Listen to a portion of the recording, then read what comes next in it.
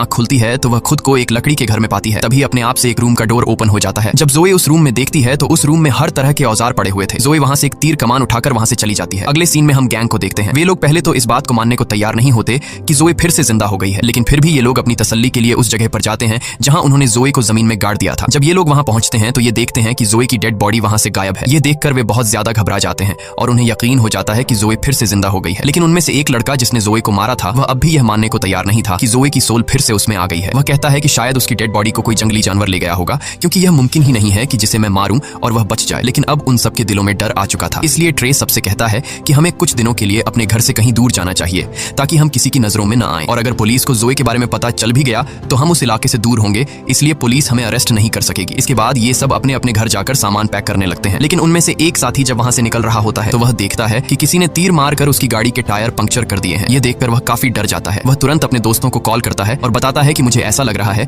कि शायद वो लड़की यहीं पर है, मेरे आसपास है। तभी वहां पर जोए आकर उसे पैर पर तीर मारती है जिससे वह नीचे गिर जाता है। इसके बाद जोए उसे तीर मारना शुरू कर देती है और तब तक मारती है जब तक वह मर नहीं जाता। उसके बाद जोए यहाँ से चली जाती है और उस मरे हुए लड़के के साथी वहां पहुंच जाते हैं। यहाँ आकर वे देखते हैं कि किसी ने उसके दूसरे साथी को भी मार दिया है, जिससे ये सभी बहुत ज्यादा गुस्सा हो जाते हैं।